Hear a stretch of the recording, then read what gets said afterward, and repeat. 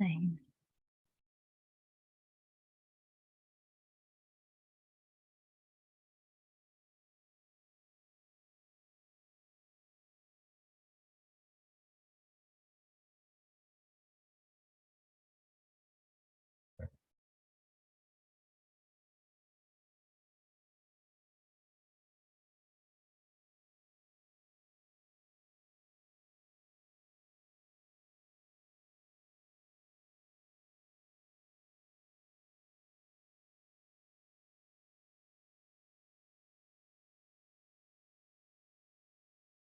This is at Plum Village in the new hamlet, Tự Nhiên Temple. This is in the 2010 and 2011 winter retreat in the Sutra Kinh Pháp Tập Yếu Tụng, nơi an ổn tuyệt vời. Dear Sangha, today is the 19th of December in 2010. We are in the moon meditation hall, full moon meditation hall in the new hamlet during the winter retreat. So previously we talked about engaged Buddhism, and after that we talked about applied Buddhism.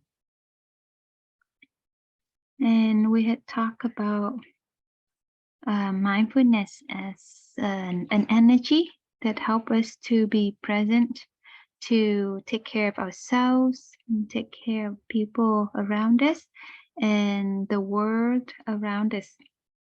We also learned that mindfulness, it helps give rise to right concentration, and both these energies give us rise to insights that can help us take care of our suffering.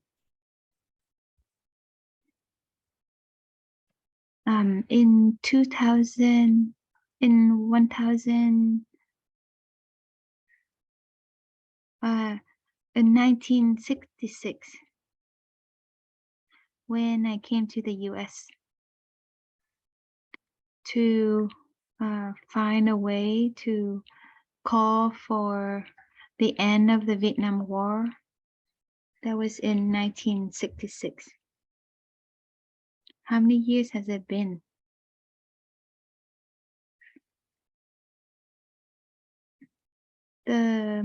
These first few lectures that was held at Cornell University. It was in Ithaca. And because there was the invitation letter from Cornell University, so I was able to apply for the visa to leave Vietnam and to give presentations at the university here. And the professor who signed that letter was George Kane. George Kane, he was a political science or government professor.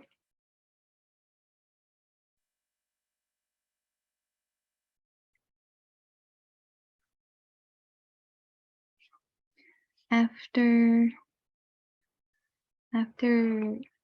I gave a series of presentation at Cornell University, I started to tour around the US to give speeches and to call for ways to end the war in Vietnam in 1966.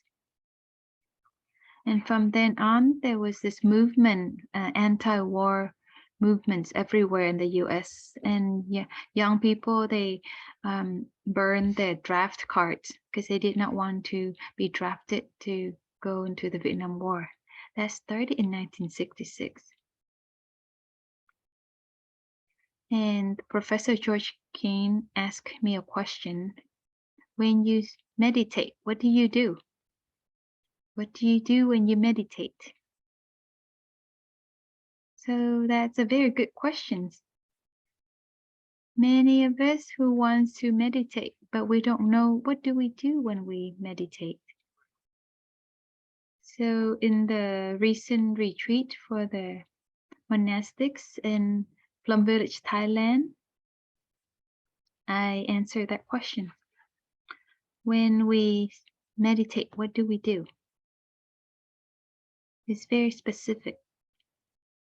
It's not that you sit there just to think about supernatural things and other nonsensical things.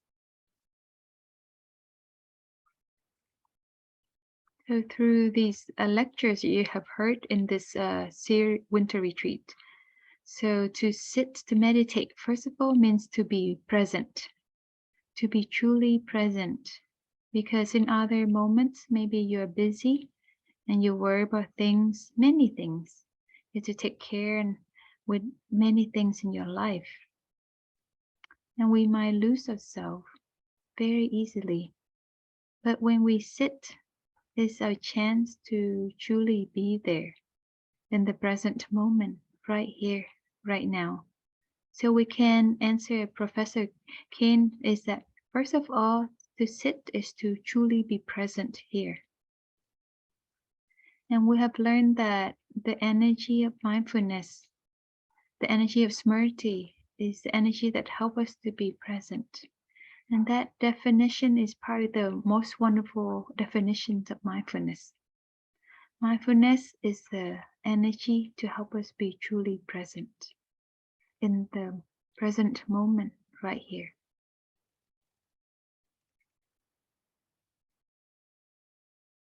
To be fully present in the here and the now. So you can use this definition. We know that to be present, it means our body and our mind are together. When the body is one direction and mind is one direction, we're not truly present.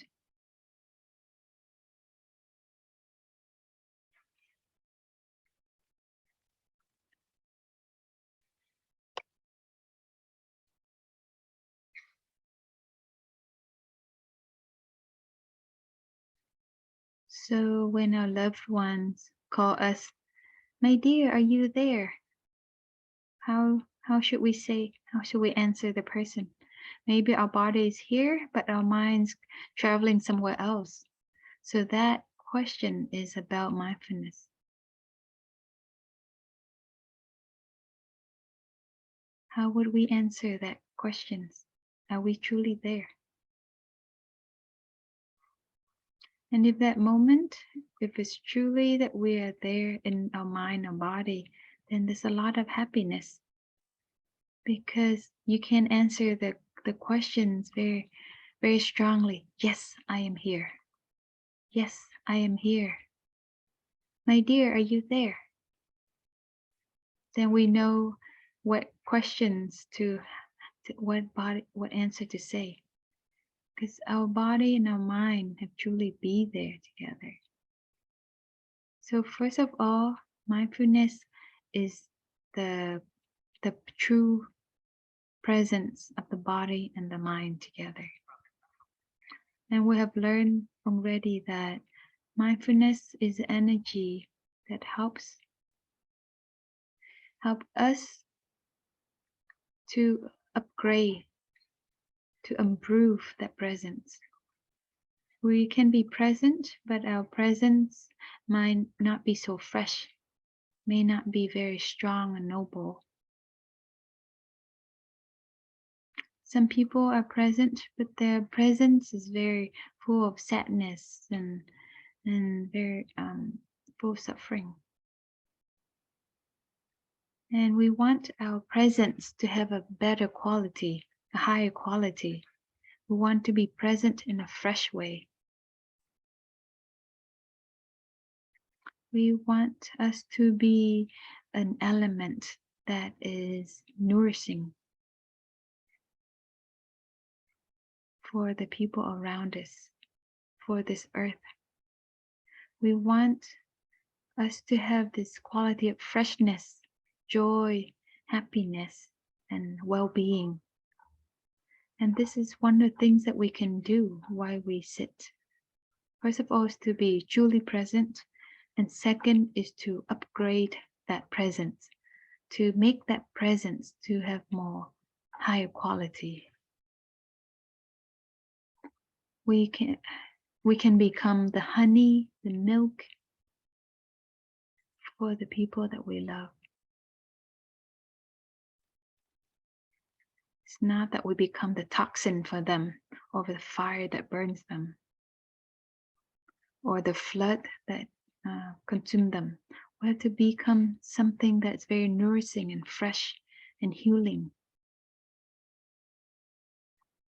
So in the Anapanasati Sutra, the Buddha taught us to generate joy and happiness and to transform.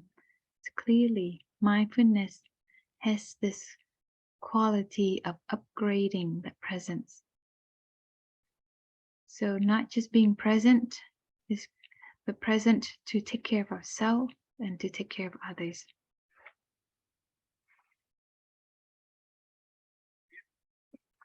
Previously, we have learned that the first two breaths are the in-breath and the out-breath. In, out, and deep, and the long and the short breath. And those belongs to the practice to upgrade this presence. The presence, first of all, is the presence in our body, our physical body.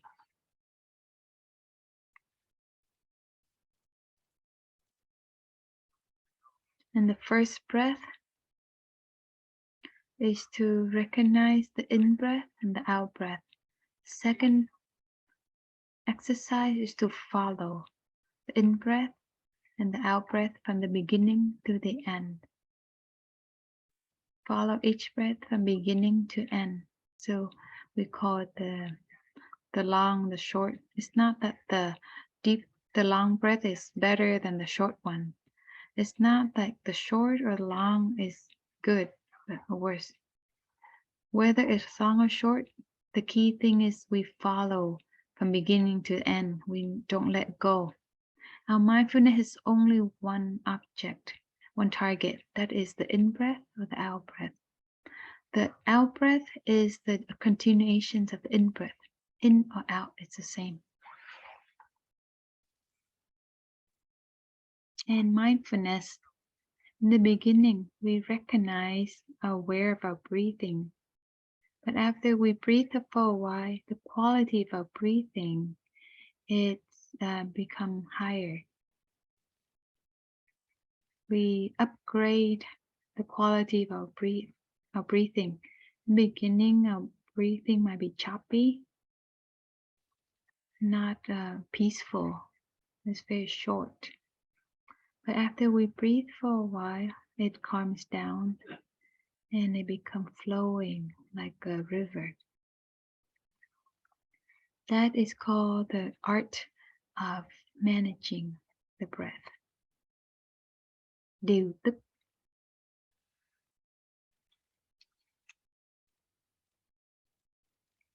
It means to manage or harmonize the breath.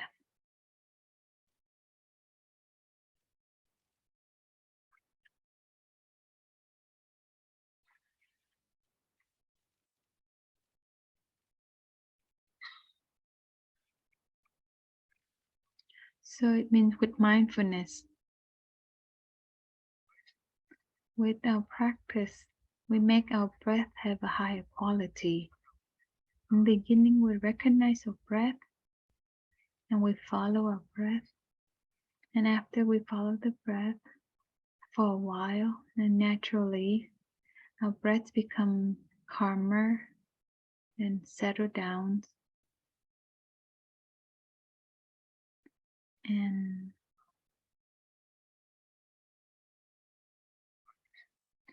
And this settling down, this calming, will have a good effects all over the body, because the breath is a part of the body. In the Anapanasati Sutra, the breath is in the first area, which is being aware of a body. Aware of a body first before aware of our feelings. So a practitioner needs to know how to manage, how to harmonize or modify the breath, to adapt it, to modify, to make it better.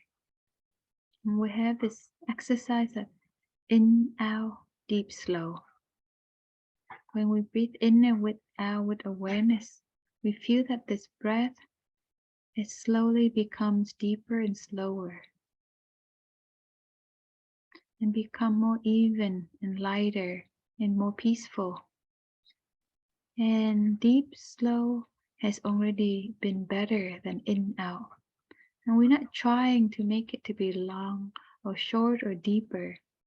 But if we know how to use the energy of mindfulness to embrace our breath, then naturally our breath becomes slower and deeper and lighter and more harmonious, more peaceful. That is called upgrading the quality of our breath. That's what it means to deal or to manage it, to modify it, to make it in harmony. So the word deal, it also has another meaning. It means to season, to flavor. Like when you cook rice, when you cook, you want your dish to be tasty, not too salty, not too spicy. You want it to be just right. So your spices or your seasonings, you want it to be the right amount. So when you taste the soup, you flavor the soup or your or your porridge. To cook a pot of soup or porridge is an art. So in Chinese called điều căn, which is to season your soup. Điều căn, season your soup.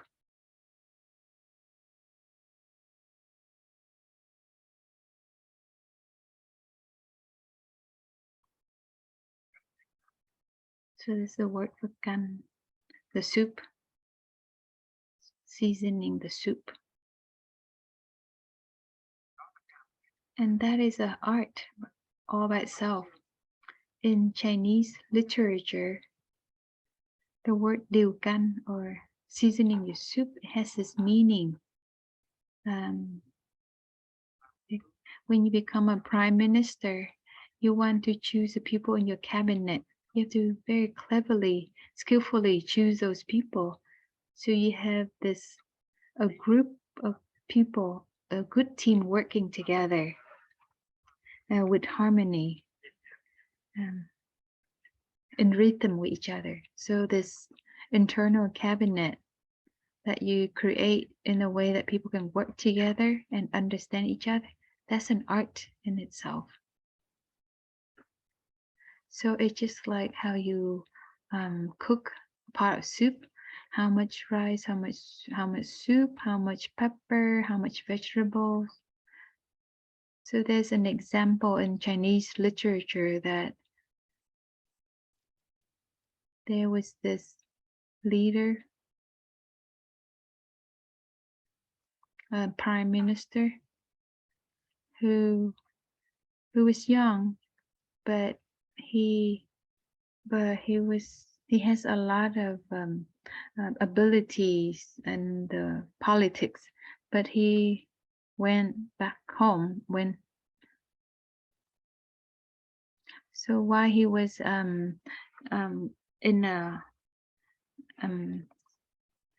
so when he was in a secluded space, and his friends visited and saw him that he was cooking a pot of soup. This guy is a man who's very talented politician. Kinh bang tế thế. He's very good politicians, but currently he's not doing politics, but he's going to the kitchen to make a pot of soup. So his friends saw him making a pot of soup. He said, why are you making a pot of soup? What are you doing? And his friend said, why I'm waiting. I'm temporarily making a pot of soup. Making a pot of soup is hard. It's not easy. You have to harmonize all the spices and seasonings and all the taste in a very harmonious way. So right now I'm not becoming a prime minister yet, but right now I'm seasoning the soup. So seasoning the soup is also a difficult thing. So I'm not a prime minister yet. Right now I'm just making a pot soup, seasoning the soup. Điều canh. So the first thing that you do is to be aware of your breath and calm down the breath, become more even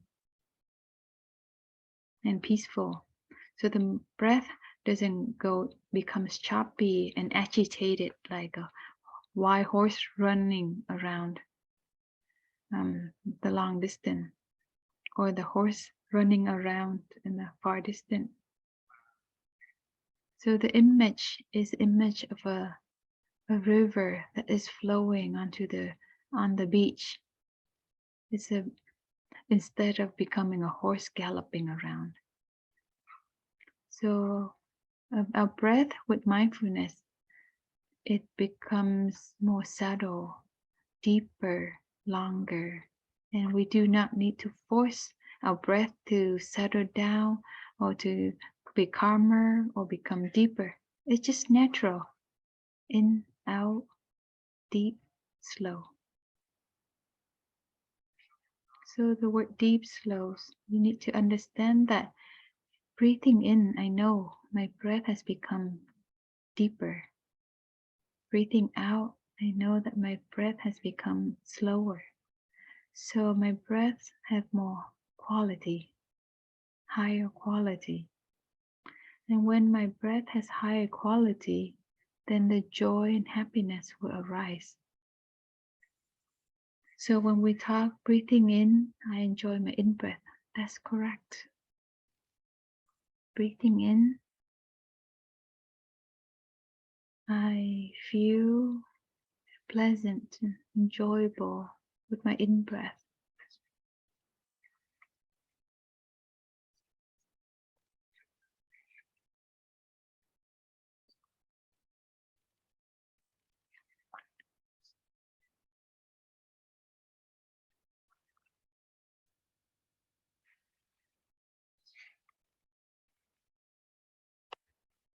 Breathing in, I enjoy my in-breath. And if my breath is not very smooth and calm, how can I enjoy it? So how can we enjoy and like it? So if our breath is calm and pleasant, then we will enjoy it. And for our breath to be calm and peaceful, then we have to find a way to harmonize the breath, find a way to let the breath calm down. And any of us who have practiced the Anapanasati exercise, we know that when we breathe with mindfulness for a while, then our breath will become calmer, more harmonious, peaceful, deeper, and long and calmer. Breathing in, I enjoy my in-breath. I feel the joy and happiness in my in-breath. Breathing out, I feel the joy and happiness in my out-breath. This is not auto-suggestions, but this is the truth.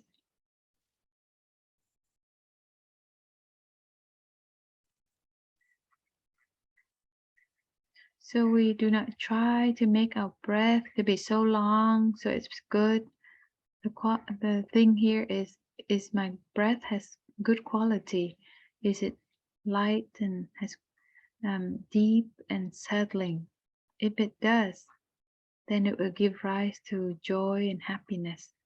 And if it has these qualities, then it will have a good effect on my mind and my body.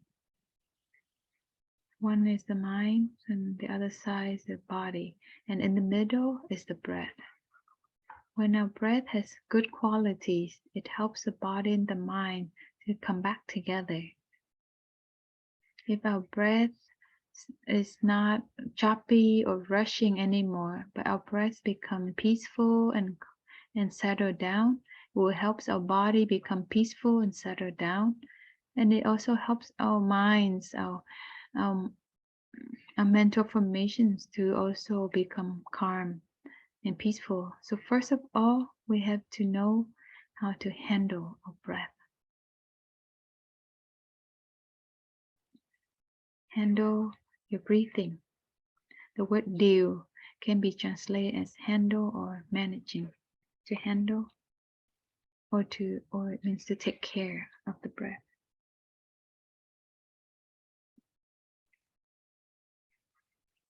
And the word điều tức or to handle, to manage our breath is to improve the quality of our breath. That is the first task that we do when we practice. And secondly, is to điều thân is to manage our body, to take care of our body.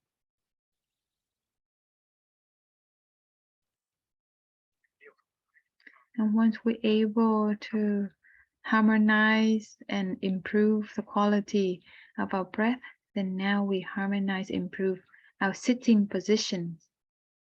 Because our body may have some tensions or some aches and pain.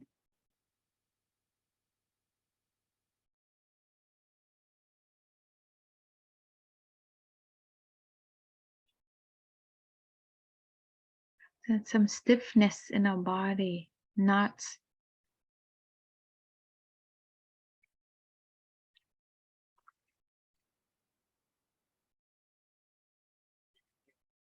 So when we're able to manage our breath, then that breath only has an effect on our body. The calming of our breath, it helps with the calming of our body. So to take care of our body, first of all, is to take care, to manage our sitting position. Sit in a straight way. Sit with the back of a Buddha or of your teacher. And now head,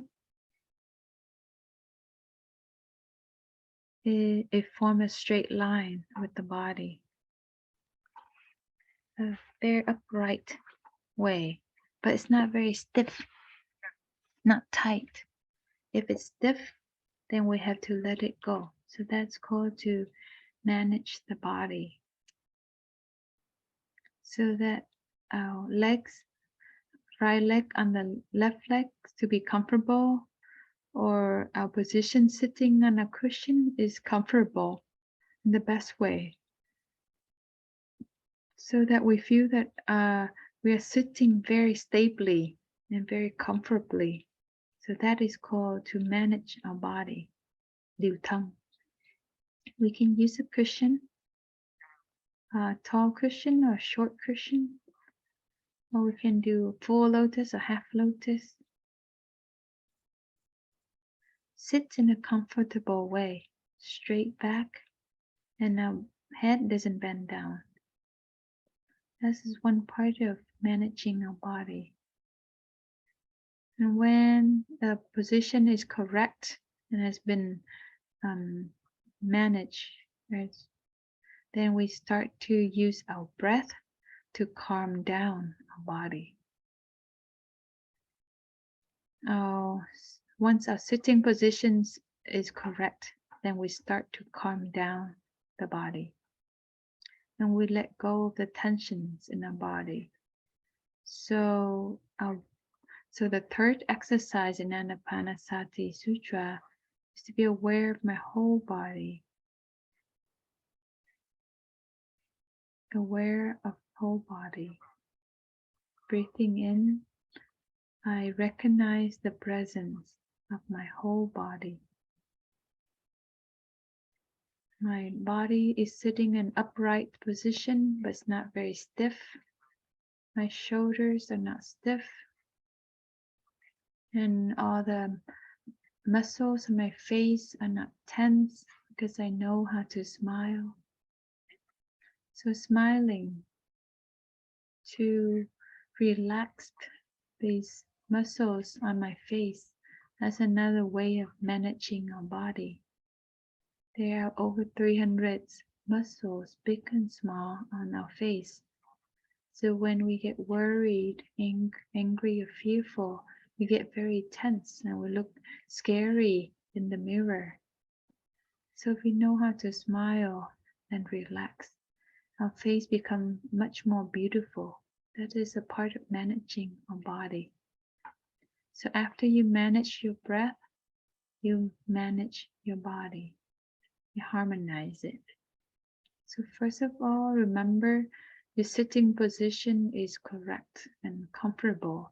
And second of all is to let go of all the tensions on your neck or your shoulders or your face. So this is called managing your body. Breathing in, I'm aware of my whole body. And when we go to the fourth exercise, which is to let go of the tension.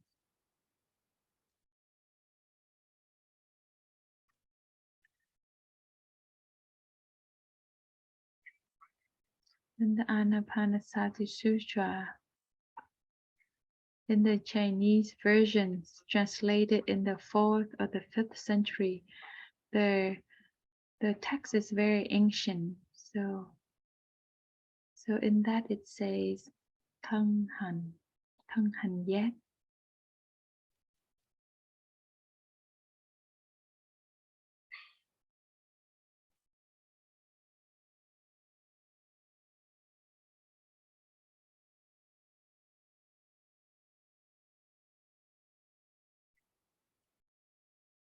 Thân hành, so it means the phenomenon, the bodily phenomenon, and to be aware, mindfulness of our body. Breathing in and out, I am aware of my whole body.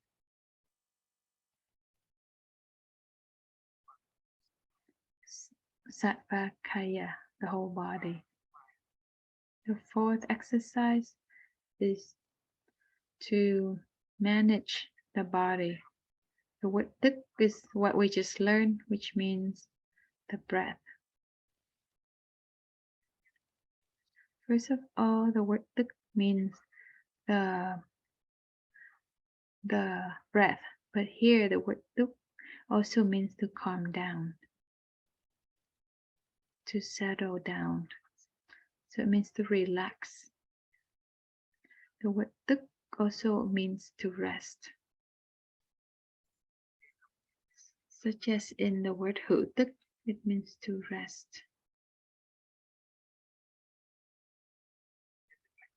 So this word Tức has at least 3 definitions.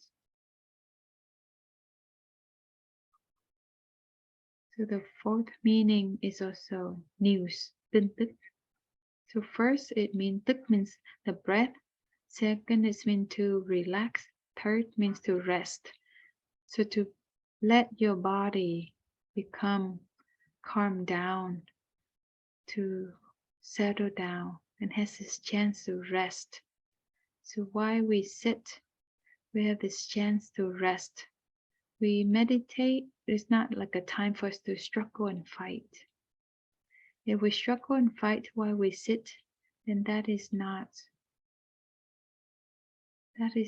the practice of relaxing the body. We sit in a way as if we are feeling that we're relaxing and resting, that we don't have to do anything, no pressure from outside. We have the full right to let our body become relaxed. That's the first thing.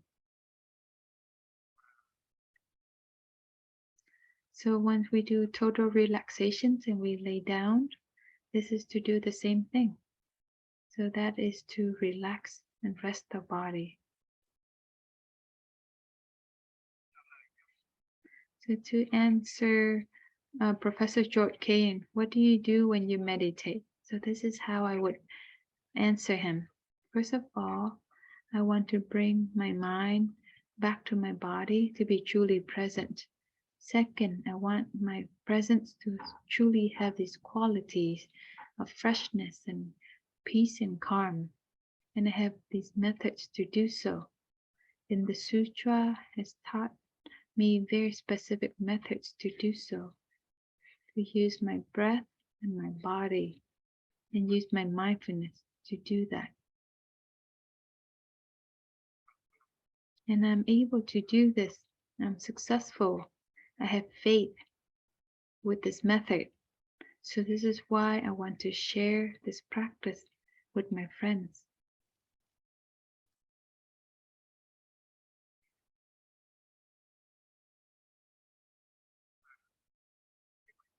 So these first 4 exercises have to be recognized and to learn and practice in the light of other exercises. Even though this is in the realm of managing, harmonizing the body, but we know that our minds also helps a big part.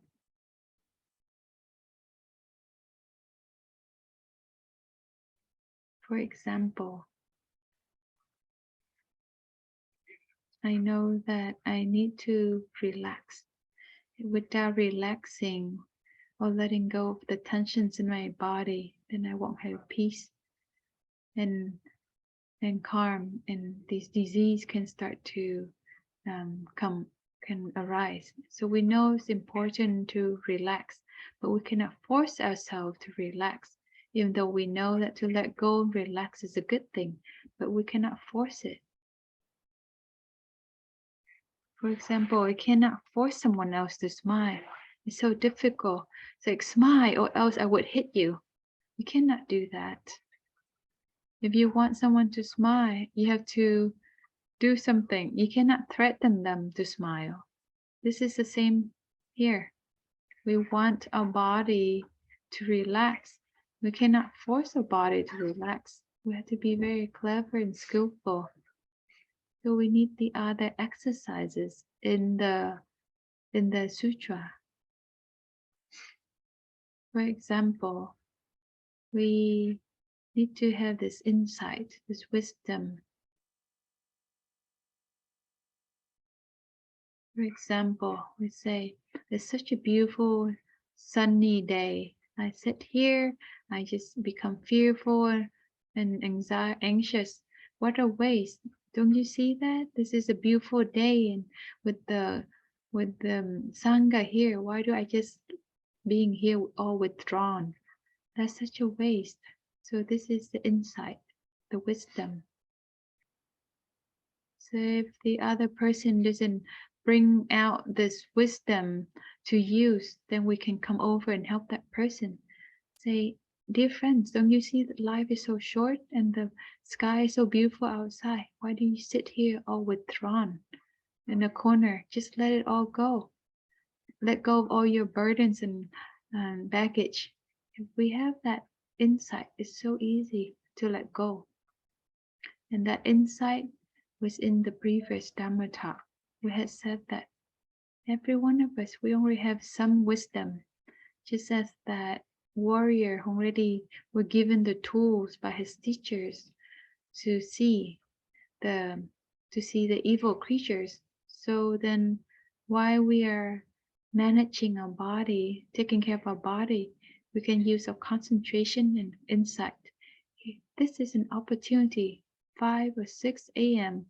or 7 or 6 p.m. I have this chance to not work and do not have to be worried about this thing or that thing. I just have this chance to sit and not do anything. And if I don't know how to use this time, this is a golden opportunity. There's nothing to do, nowhere to go. So this time, half an hour, 45 minutes, or an hour, this is for this purpose, to upgrade the quality of my presence, to relax my body. So these are things that I do. So if you just sit and don't know what to do and just wait for the bell to be invited and you go outside, what do? You go back to your room and you just lay down. What else do you do? So we have to treasure this time to sit have to be prepared so that this time that I sit, I can get the maximum benefits from the sit. So here nowadays, people are very busy. They don't have time to sit still, don't have time to take care of their body and their mind. So if we are practitioners, each day we have time to take care of our body and our mind. Outside this time to sit, we also have walking meditation. And we also have the chance to cook in mindfulness or clean up in mindfulness. So we have to take advantage of these opportunities. How we cook, how we chop the vegetable, how we sweep and clean is very different from outside life. We do all of this in mindfulness so that we can do it in a very relaxed way. We bring about the soothing, the calming of our body and our mind. This is the whole art, that we know how to take advantage of these opportunities and these schedules of the monastery, is so that we have these opportunities. Let's just compare our life with the life of someone lay life. They don't have a lot of time to breathe, to do things that are very relaxing. So at here we have the morning time to sit, the evening time to sit. And each day we have time to walk each steps in freedom, walk a step in the Pure Land. We're so lucky. This is the right of a practitioner, of monastics. And if we don't know how to take advantage of these opportunities, it's such a waste. So to answer Professor George Cahan, what do you do when you sit? I answer, when I sit, I do these things. I become truly present, and I upgrade the quality of my presence, and I relax, and I help with my transformation and healing can happen in my body and in my mind.